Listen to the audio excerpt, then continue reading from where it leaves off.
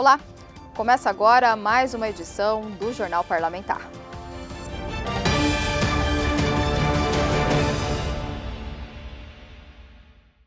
O deputado Coronel Davi, do PL, solicitou, junto à mesa diretora, o encaminhamento ao secretário de Estado de Justiça e Segurança Pública, Antônio Carlos Videira, para que forneça informações sobre a existência ou não de inquérito a fim de apurar as invasões de terras ocorridas em Mato Grosso do Sul.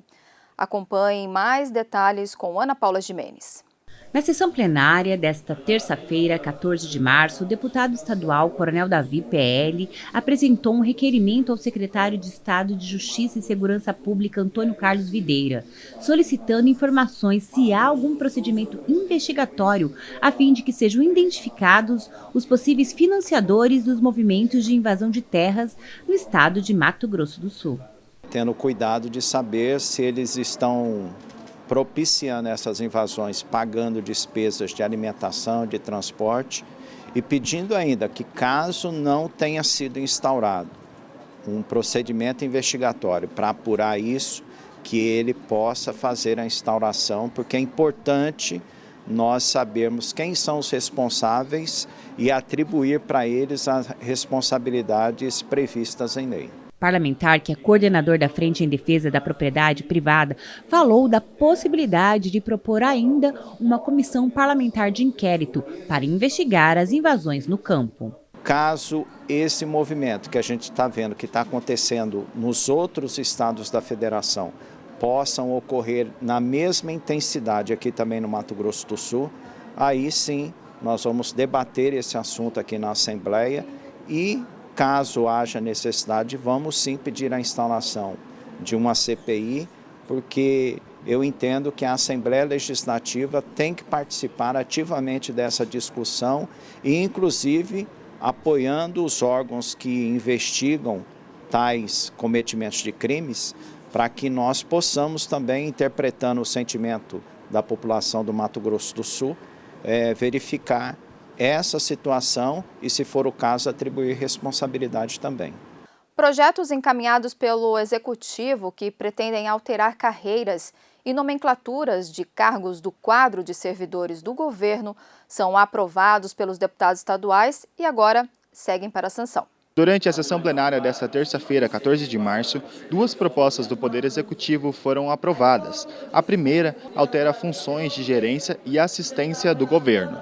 A última revisão, segundo o governo do estado, foi feita há 20 anos e, devido às constantes mudanças nos serviços prestados à população, faz com que seja exigido uma atualização das gratificações, principalmente nos processos ligados à gestão. Está sendo feito, na realidade, é colocando em lei aquilo que já estava disponível em decretos. Então, para que haja conformidade ao princípio da legalidade, o governo do estado manda esse projeto de lei atualizando e colocando em lei aquilo que antes estava numa ordem, num instrumento infralegal. Já a segunda proposta restitui ao militar estadual que desempenha funções, além de suas atribuições comuns do seu cargo, uma remuneração enquanto este servidor estiver desempenhando tais atividades extras.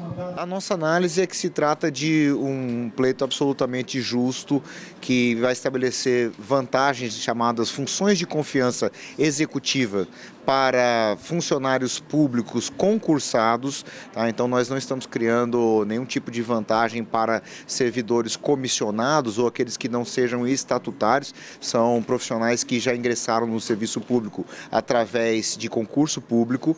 Então estabelece uma vantagem indenizatória, pecuniária de natureza indenizatória para esse grupo de servidores, destinado a promover o reconhecimento de aqueles servidores que estão atuando em funções de chefia, de assessoramento especial, que tem mais responsabilidade, que estão exercendo liderança no conjunto dos servidores. Então, nada mais justo que nós possamos prestar esse tipo de reconhecimento. É um projeto que nós já analisamos o impacto econômico fiscal. Hoje o estado do Mato Grosso do Sul se encontra com as finanças em ordem e perfeitamente possível a sua aprovação.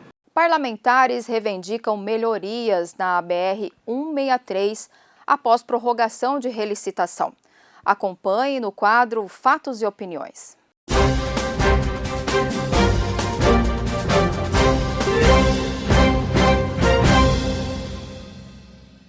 O assunto é sobre a questão da concessão. E aí saiu notícia no jornal aqui do nosso estado que foi prorrogado por mais 2 anos o contrato com a CCR. E essa prorrogação não estabelece o compromisso de continuar fazendo a duplicação da rodovia BR-163. Tão somente a manutenção da mesma com os recursos que são angariados com o pedagiamento. E coloca, e aí está separando, agora estão se separando. Está separando um trecho do Rio Correntes, que é a divisa com Mato Grosso, até Campo Grande, como rota do Pantanal, e Campo Grande ao sul como um segundo trecho. Então, dos 847 quilômetros, onde só foram duplicados até então 150, que dá pouco menos de 20%, 18% da rodovia que foi duplicada no nosso estado. Eu confesso que não conheço, eu conheço Mato Grosso só através de Cuiabá, quando fui através de via aérea, então não passei na BR-163 dentro do estado do Mato Grosso, mas tenho informações que lá a rodovia está quase que completamente duplicada. Aqui no Mato Grosso do Sul, infelizmente, isso, como eu já disse aqui, somente 18% que foram duplicadas. Agora, da forma como está sendo colocada a nova programação da NTT, que é uma agência reguladora, ela está colocando que vai fazer a licitação de um trecho, esse primeiro trecho, a Rota do Pantanal, deixando o segundo trecho para uma segunda oportunidade.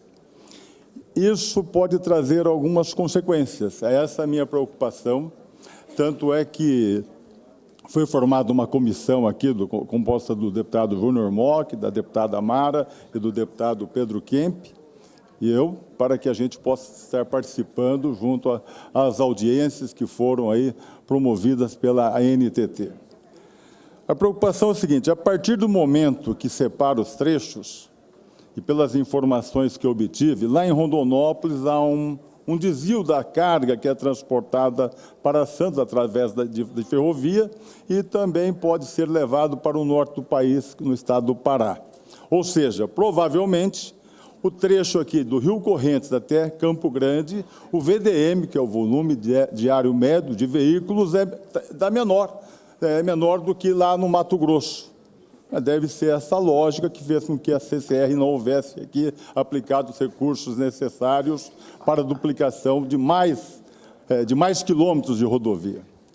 Se isso feito, separado esse trecho, obviamente que o segundo trecho, Campo Grande, ao sul do nosso estado, recebe mais fluxo de veículos, aumenta-se o VDM. Então, nós temos aqui o transporte que é feito do norte do nosso estado, aí passa pela região da Grande Dourados, então o VDM é maior. A partir do momento que é separado esse primeiro trecho, e aí na matéria já está colocado aqui, que o pedágio, que hoje está colocado num valor, só lê-lo aqui, no valor no trecho todo, de R$ 25,60, ele passaria uma previsão de R$ 53,80, um aumento de 110%.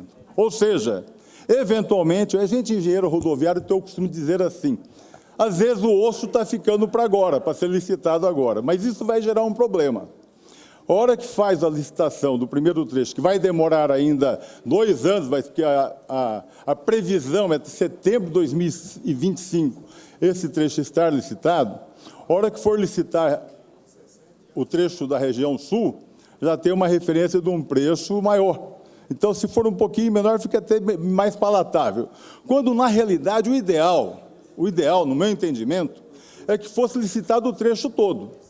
Porque o trecho todo licitado, nós teríamos a equalização do pedágio. Porque se está lá talvez um VDM maior, aqui um VDM menor, quando você faz a licitação do trecho todo, nós poderíamos aí ter um pedágio médio menor do que esse que possa acontecer aqui na região norte.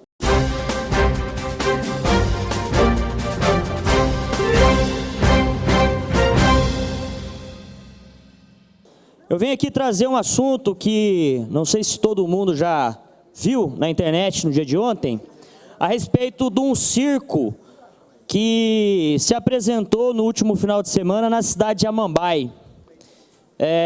Esse circo, as imagens que eu recebi no meu WhatsApp foram assustadoras, para não dizer criminosas. Crianças na cidade de Amambai, presentes num espetáculo, chamado espetáculo, né? Aonde colocavam ali pessoas de cunho sexual, homem abraçando outro homem, um cidadão com uma sunga vermelha rebolando na frente das crianças. Foi algo realmente absurdo que eu vi. Ontem eu fiz um vídeo questionando e eu quero informar a todos que o nosso gabinete oficiou a Prefeitura de Amambai para que eles expliquem de quem é a culpa desse absurdo. Não é possível que um circo desse chegue na cidade e o secretário de Cultura não verifique qual que vai ser a temática da apresentação, qual que vai ser a faixa etária para esse público, né? E eu fiz esse questionamento. Inclusive, ontem o prefeito de Amambai me questionou na rede social dizendo que eu não tinha nenhuma comprovação a respeito da participação da prefeitura nesse espetáculo. Porém, no próprio banner do evento, que está aqui em minhas mãos, está aqui, apoio da SEDESC, Prefeitura de Amambai, no banner do circo. Então aqui eu não quero fazer juízo precipitado de ninguém, porém o questionamento é válido. Muitos pais em Amambai, muitos familiares me procuraram e pediram que a gente consiga essas respostas em relação a esse evento. Então nós queremos saber, primeiramente, quem é o responsável por fechar esse apoio da Prefeitura a esse evento, qual é o parâmetro desse apoio em que corresponde aí a Prefeitura de Amambai, como que ela apoiou esse evento, se foi financeiramente, se foi com mídia, se foi cedendo espaço para esse evento.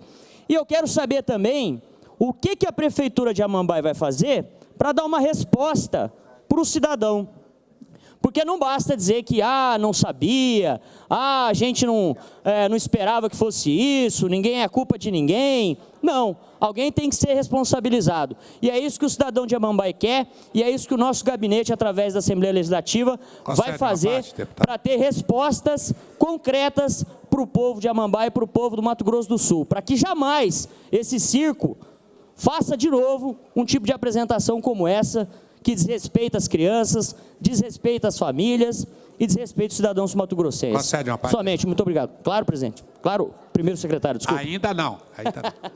O presidente é o nosso deputado Gerson. Deputado Rafael, eu consultei o prefeito lá de Amambai, que é meu amigo pessoal, doutor Bandeira, homem sério, trabalhador, e que foi surpreendido da mesma forma que Vossa Excelência, e Vossa Excelência tem o direito de saber o que aconteceu, né? Não tem absolutamente nenhum apoio da Prefeitura financeiro. Pode ficar tranquilo, isso será comprovado para o senhor. Eu e o deputado Zé Teixeira tivemos o cuidado de, em sabendo do seu questionamento, que é válido, e aí aqui tem direito a fazer o questionamento todo mundo, até porque nós temos mandato, e Vossa Excelência vai receber essa justificativa, mas eu queria lhe adiantar que não tem apoio financeiro absolutamente nenhum, tá? Só teve, efetivamente, escrito, como o senhor disse aí, um banner que foi um post na internet, né? Inclusive tendo questionamentos, inclusive, sobre uma contrapartida que seria dado, e aí que foi o gancho, né, do espetáculo, se fosse executado em um determinado local. Bom, então eu queria deixar claro a lisura do procedimento do doutor Bandeira, até porque é um homem sério, e Vossa Excelência deve conhecer o mandato do doutor Bandeira, mas se não conhece, eu queria lhe informar, estou aqui avalizando, sei do procedimento do doutor Bandeira, e foi surpreendido também uma coisa dessa acontecendo. Então, pode acontecer com qualquer prefeitura, e aí vamos dizer, as manifestações culturais são de diversas formas. Então, queria dizer a Vossa Excelência que vai receber E aqui falo em nome do Dr. Bandeira, prefeito de Amambai e da nossa população de Amambai também. Tá? Obrigado, deputado. Obrigado pela parte, deputado. Eu acho que esse que é o objetivo, né? A gente entender um pouco melhor como que foi a contratação, como é que foi o apoio vinculado nas redes sociais. E se não houve realmente, eu acho que a prefeitura tem que fazer uma resposta formal, né, para a população. E também, de qualquer maneira, de alguma forma punir quem permitiu esse espetáculo. Ou, não somente punindo, também mostrar para a população o que ela está fazendo para evitar que outro tipo de evento como esse se apresente na cidade de Amambai.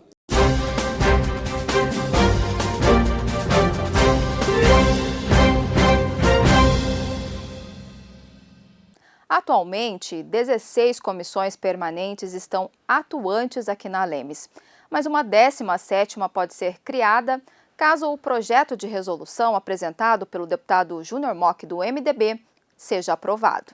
As comissões permanentes da Assembleia Legislativa de Mato Grosso do Sul têm a competência de discutir, analisar, votar e emitir pareceres favoráveis às matérias em tramitação na Casa de Leis.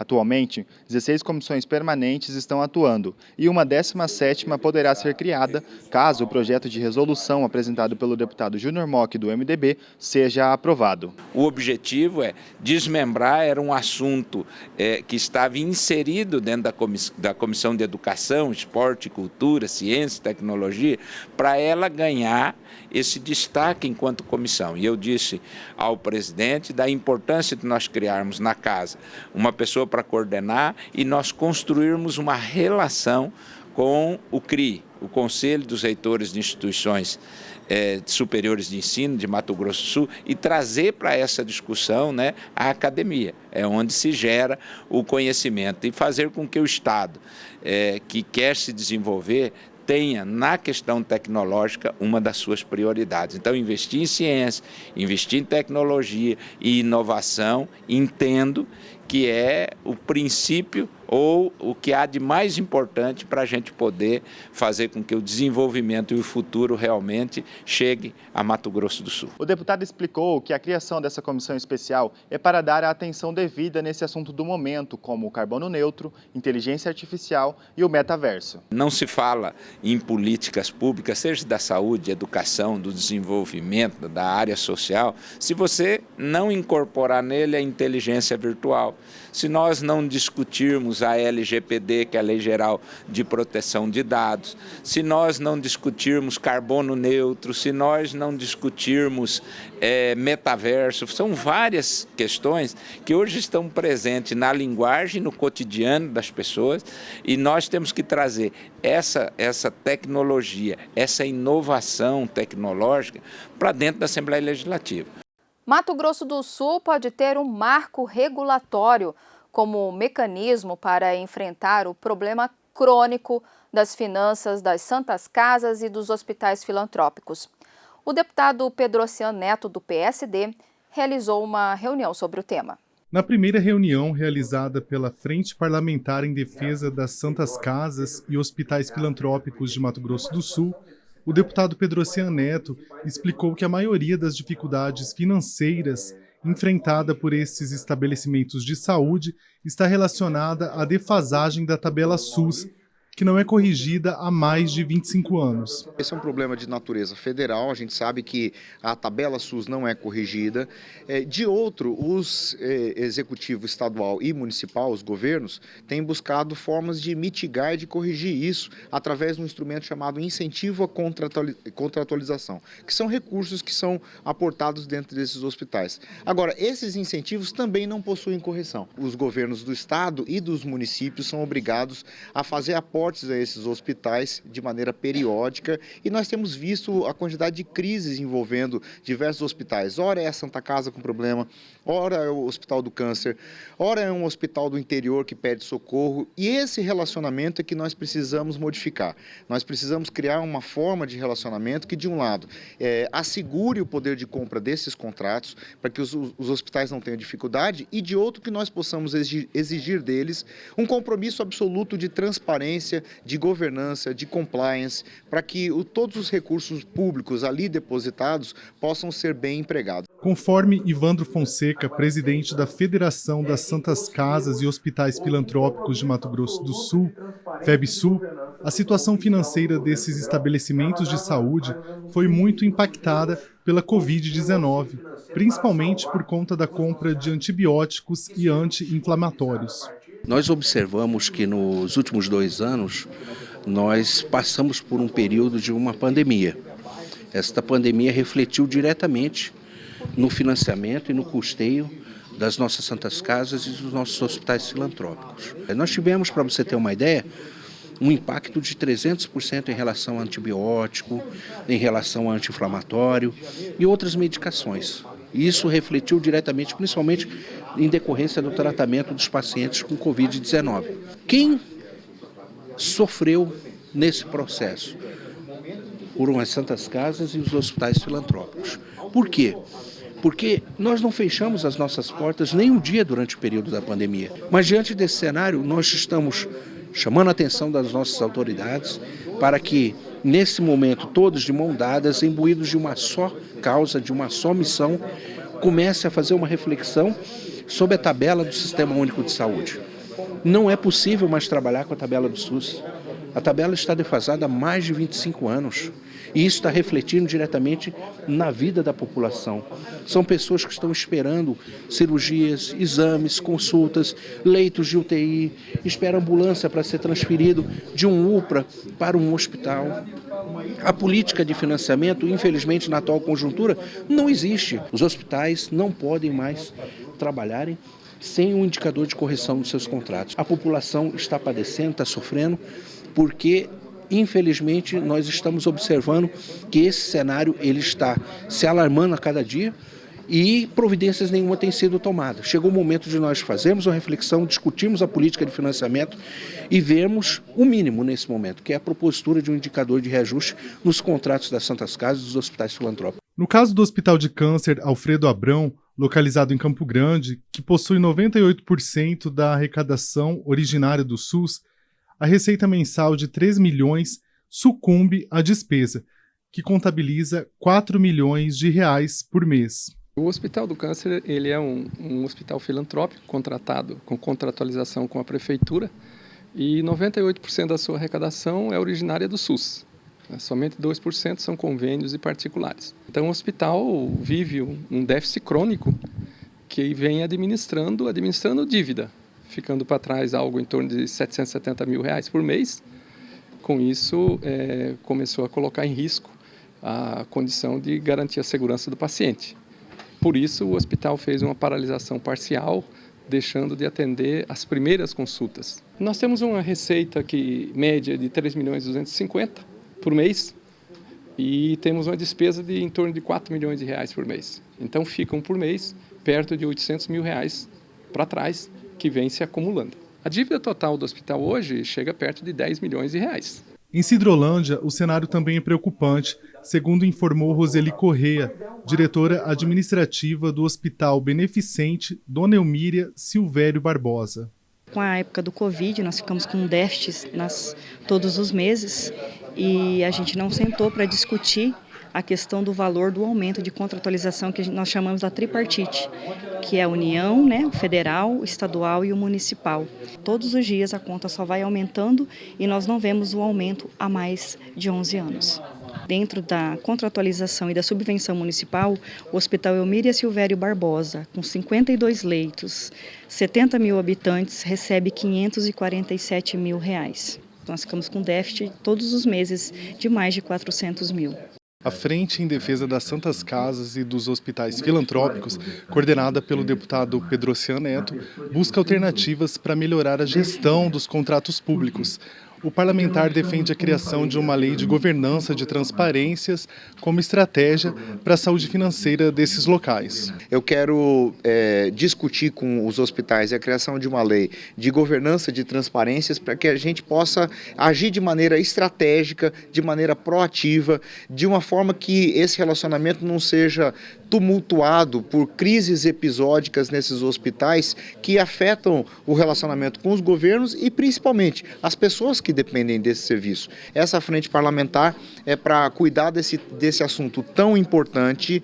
E saúde, antes não é possível fazer saúde se não tiver saúde financeira dos hospitais. A ideia é que nós possamos criar reuniões periódicas dentro desse grupo, grupos de trabalho, grupos que possam verificar a atualização das legislações, atualizações de tabela SUS e todas essas questões e evoluir para o futuro. Agora não dá para antecipar, vamos ver essa primeira reunião, como é que se comporta o grupo, colher as perspectivas e as demandas desse grupo e ver como que a gente vai fazer o encaminhamento. Agora nós vamos para um breve intervalo e voltamos em instantes.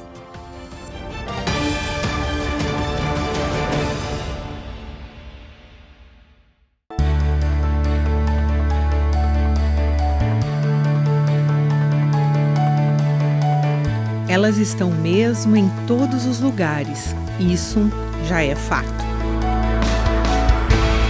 E o que elas querem? Nada demais.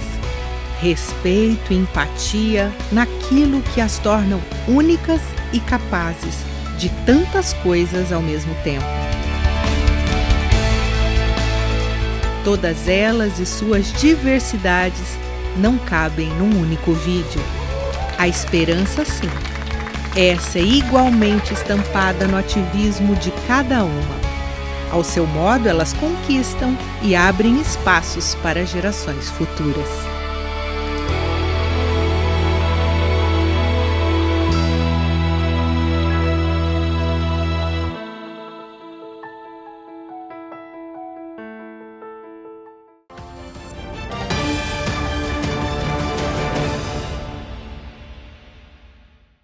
Com o objetivo de aproximar a Casa de Leis com a sociedade, alunos da Escola Adventista de Campo Grande visitaram o Poder Legislativo durante a semana. Acompanhem mais detalhes com Paulo Radamés. Na sessão plenária desta terça-feira, a Assembleia Legislativa recebeu a visita de alunos do Colégio Adventista da capital.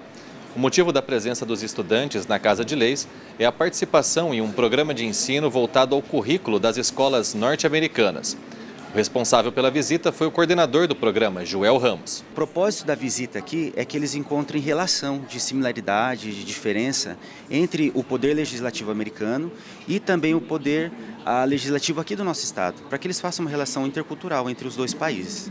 Então, o objetivo aqui é que eles entendam e encontrem essas diferenças e similaridades entre o processo de criação de leis, o que acontece depois que uma lei é criada, ela vai para onde? Quem está nesse processo de criação de leis? Então eles tiveram uma conversa agora com o deputado, eles puderam entender melhor como isso funciona aqui e aí lá na sala de aula eles vão estabelecer essas relações de forma escrita, de forma mais prática também. Tem sido uma experiência incrível, uma experiência nova, que eu nunca tinha tido e de muito conhecimento, que a gente teve lá um momento de conversa, onde a gente conversou com o deputado, e foi realmente muito interessante, onde a gente pôde tirar várias dúvidas que a gente construiu dentro das aulas do programa e a gente pôde sanar elas em um debate, em várias perguntinhas ali. Foi super interessante, super legal para a gente entender realmente na prática o que a gente estudou dentro da sala de aula.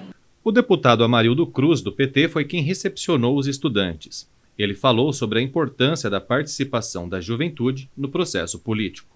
Quando você se aprofunda e dá a dimensão para as pessoas de que o papel dela é muito mais do que ser simplesmente um pagador de impostos, né, de ser uma pessoa que tem toda a possibilidade, e a legislação, a Constituição abre essa possibilidade de interagir, né, de participar diretamente nas decisões que são tomadas no país, no estado, no município, e que impactam, influenciam diretamente a nossa vida.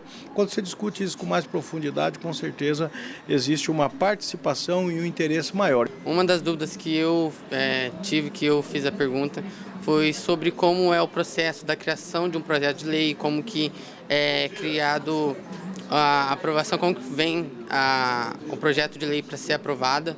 E aí ele me explicou certinho, explicou pra gente que estava lá, tirou várias outras dúvidas, acrescentou coisas super interessantes que eu não sabia, como a gente pode criar um projeto de lei se tiver 1% do eleitorado, a gente pode trazer ela para ser votada aqui dentro. Por isso que essa iniciativa de trazer os alunos para dentro do parlamento, de visitar os parlamentares e discutir como que funciona a representatividade dentro do parlamento, de acompanhar as sessões, a exemplo que estão ali presentes, acompanhando a sessão que ocorre nesse momento aqui. Acho que tudo isso contribui e muito, não é pouco não, para a cidadania.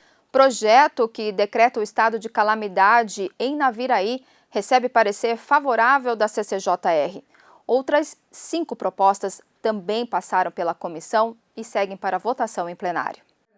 A Comissão de Constituição, Justiça e Redação da Assembleia Legislativa de Mato Grosso do Sul, em reunião realizada na manhã desta quarta-feira, 15 de março, emitiu parecer favorável ao projeto de decreto legislativo, de autoria da mesa diretora, que reconhece a ocorrência do estado de calamidade pública em Naviraí, em virtude das fortes chuvas que acarretaram danos materiais e prejuízos econômicos e sociais. Diante da situação evidenciada, verifica-se a urgência do município de Naviraí em obter o reconhecimento da calamidade pública por parte da Assembleia Legislativa, haja vista os impactos e os danos decorrentes dos eventos climáticos que atingiram, inexistindo óbice, portanto, a sua tramitação. Outra proposta que recebeu parecer favorável é de autoria da deputada Mara Caseiro, que cria mecanismos e instrumentos para a detecção e combate à violência doméstica contra crianças e adolescentes. Segundo o relator do projeto, o deputado João Mato Grosso, a matéria incentiva o cidadão de modo sigiloso a denunciar a prática de crimes e a inibi-los. Evidencia-se, no caso, um nítido propósito de orientar os profissionais de educação para uma ação contínua e permanente em atenção às crianças e adolescentes em situação de violência familiar, buscando um canal direto entre os educadores que possuem contato diário com essas crianças e adolescentes e os agentes de segurança responsáveis por promover a repressão de crimes. Também está apta a regular a tramitação projeto de lei do deputado Antônio Vaz, que institui a campanha de conscientização sobre o linfoma não Hodgkin no estado de Mato Grosso do Sul, a ser realizada anualmente durante a primeira semana do mês de fevereiro. Durante o período de 2020 e 2022, o Instituto Nacional do Câncer, o INCA, estimou que para cada ano seria diagnosticado no Brasil 12.030 novos casos deste linfoma, com predomínio da população masculina, o que demonstra a importância da presente proposta que visa dirimir as consequências da infeliz doença discorrida. A campanha de conscientização sobre o linfoma não Hodgkin, no estado de Mato Grosso do Sul, fará parte do calendário oficial de eventos do estado. Confira agora o quadro Fatos e Opiniões dos deputados estaduais durante a sessão de quarta-feira.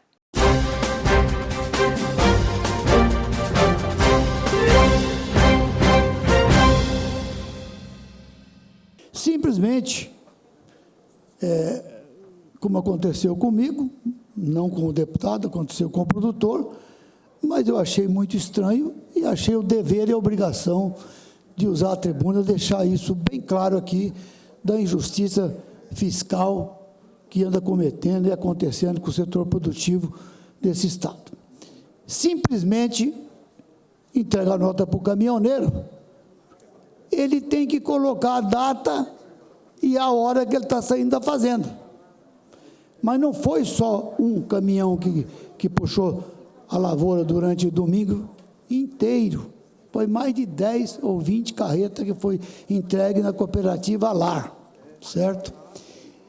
E o motorista esqueceu de colocar a data e a hora.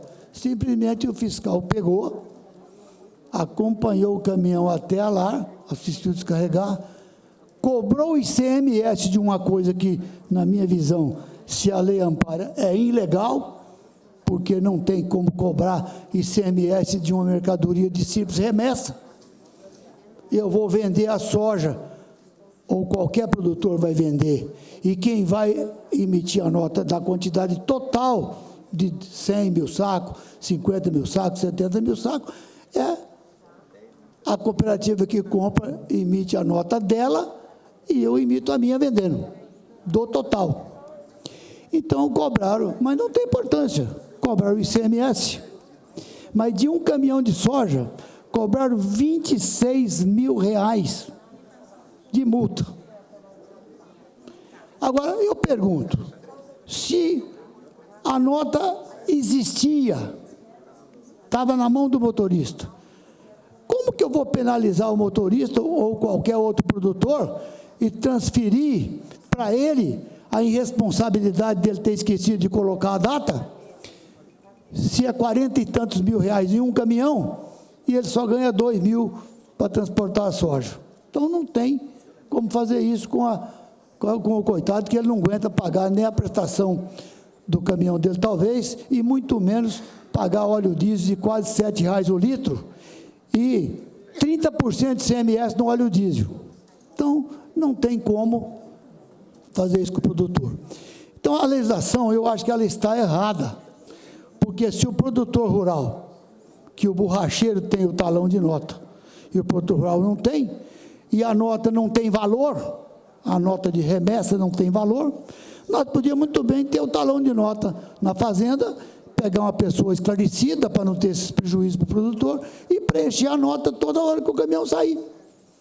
Essa nota não tem valor nenhum, ela só tem valor para justificar que o produto saiu da fazenda e que entregou na cooperativa lá, na Coamo, em qualquer outra cooperativa. Então, eu fiquei assim preocupado e conversei com o auditor fiscal. Ele falou, não, seu Zé, isso é complicado, porque são duas carreiras, são a carreira de auditor e a carreira de fiscal de renda. E quem faz essa fiscalização em trânsito são os fiscais. E tem que cumprir uma meta, não sei o quê. Então, me deu uma explicação que eu entendi, mas não me convenceu. Por quê? Como que eu vou pagar o ICMS de um produto de simples remessa, sendo que eu tenho que pagar de novo a hora que eu vender o produto? Porque o produto está em depósito, ele não está vendido. Eu não vendi o produto.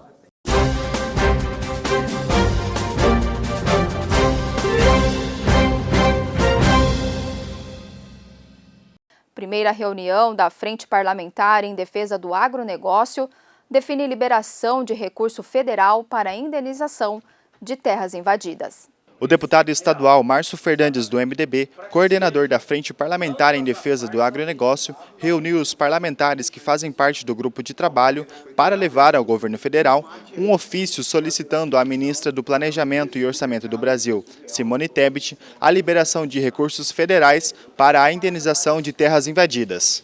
Nós reunimos aqui, agora cedo, a Frente Parlamentar do Agronegócio, a Frente Parlamentar de Defesa do Direito de Propriedade, a Comissão de Agricultura, Pecuária, Política Rural, Agrária e Pesqueira, a Comissão de Segurança Pública e Defesa Social, aqui na presidência, onde nós discutimos e chegamos a um documento, a um ofício encaminhado aqui à nossa ministra Simone Tebet, ministra de Estado de Planejamento e Orçamento, para que haja, ainda neste ano, um recurso específico para as indenizações aos produtores rurais, para evitar realmente de vez esses conflitos, as invasões, os acampamentos em beira de estrada. O que faz para se resolver de vez esse problema?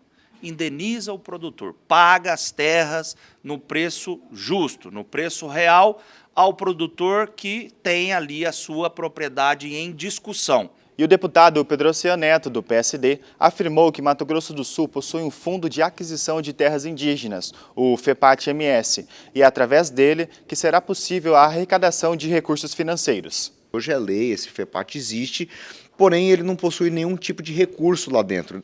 Quem pode aportar recursos são o governo do estado, através do Tesouro Estadual, as empresas privadas podem colocar ali e podem abater do que é devido para o ICMS, e o governo federal pode também colocar fundos, recursos financeiros para que esse FEPAT possa adquirir as terras. Então, vai ser uma inovação se nós conseguirmos colocar recursos lá dentro do FEPAT e fazer a aquisição de algumas dessas terras. Se isso for feito, eu acho que isso vai ser um modelo importante para a solução de inúmeros casos. Então, nós estamos acompanhando com bastante atenção e bastante preocupação, porque se nós resolvermos um caso, vai servir de precedente para todo o Mato Grosso do Sul e também para o Brasil. É com profundo pesar que comunicamos o falecimento do deputado estadual Amarildo Cruz, do PT, aos 60 anos de idade. Natural de Presidente Epitácio, interior de São Paulo, Amarildo Cruz mudou-se para Mato Grosso do Sul aos 18 anos. Eu tive, como qualquer criança nascida no começo dos anos 60, uma infância, na minha opinião, uma das mais belas. Uma cidade, na época, muito pequena, em que as famílias todas se conheciam, que as crianças brincavam juntos, iam para a escola juntas e se desenvolveram juntos. Presidente Epitácio é quase Mato Grosso do Sul, né? É uma cidade de 50 mil habitantes hoje e ela está às margens do Rio Paraná, ali do lado de Bataguaçu. Eu sou um paulista mais sul-matogrossense, na verdade, porque ali Presidente Epitácio é praticamente uma continuidade aqui do Mato Grosso do Sul. Meus filhos nasceram aqui, eu tenho minha vida toda aqui, eu amo esse estado. Aos 18 anos, foi aprovado no concurso público de agente tributário em Mato Grosso do Sul. Formou-se em Direito, Ciências Contábeis, pós-graduou-se em Gestão Pública e especializou-se em Ciência do Direito. Em 82, eu já tenho um primeiro contato com o PT em São Paulo. Em 84, eu me filio ao partido. Ocupou os cargos de presidente e tesoureiro no Diretório Estadual do partido. Defensor das causas sociais, sempre trabalhou pelo fortalecimento dos servidores e do serviço social. Foi uma das maiores experiências que eu vivi, porque foi onde eu tive oportunidade de, como membro do Executivo, de colocar efetivamente em prática uma série de ações que eu percebia que ela tinha repercussão final na vida das pessoas. Em 2006, conquistou pela primeira vez uma cadeira na Assembleia Legislativa com quase 18 mil votos. Já em 2013, retornou ao Parlamento Estadual e, durante um mandato, integrou a Comissão Parlamentar de Inquérito, a CPI da Saúde, a qual investigou irregularidades nos recursos repassados pelo Sistema Único de Saúde, o SUS. Em 2014, foi reeleito para o terceiro mandato. Em 2017, tomou posse como segundo secretário da mesa diretora da 10ª legislatura da Assembleia Legislativa. Que as pessoas tenham condições de ter mais acesso ao emprego, à educação de qualidade, à saúde de qualidade. Você distribuiu oportunidades. Primeiro suplente do PT, em 1º de junho de 2021, assumiu novamente como deputado estadual após o falecimento do deputado estadual Cabalmi, em decorrência da Covid-19. Atualmente, Amarildo Cruz cumpria o 5º mandato da 12ª legislatura e era líder da bancada do PT na Casa de Leis. Eu sempre me doei muito, porque eu sempre encarei muita responsabilidade o exercício da representatividade. Uma coisa é você trabalhar em qualquer função, todas elas são extremamente importantes, são dignas. Mas a questão da representatividade, eu levo isso muito a sério na minha vida. Eu acho muito forte quando uma pessoa vai numa urna e fala, olha, eu tenho 200 opções, eu vou escolher aquela. Entendeu? Então, ao mesmo tempo, ela está te elegendo, ela está te dando uma responsabilidade imensa. E fazer o melhor aqui é o que eu posso garantir, entregar o melhor de mim, como sempre fiz, para fazer mais uma vez um grande mandato e também para homenagear, acima de tudo, aliás, também, acima de tudo, fazer homenagem à memória e aos mandatos e ao político, deputado Cabalmi.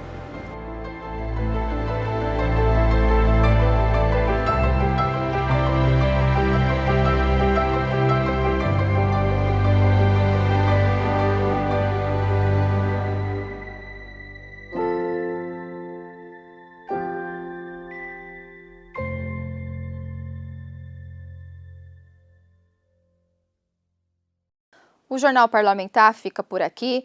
Essas e outras reportagens você confere no YouTube da Casa de Leis. Basta pesquisar por Assembleia Legislativa de MS. Siga nossas redes sociais, Instagram, Facebook e Spotify. Mais informações no al.ms.gov.br. TV Alemes, a TV da gente de MS.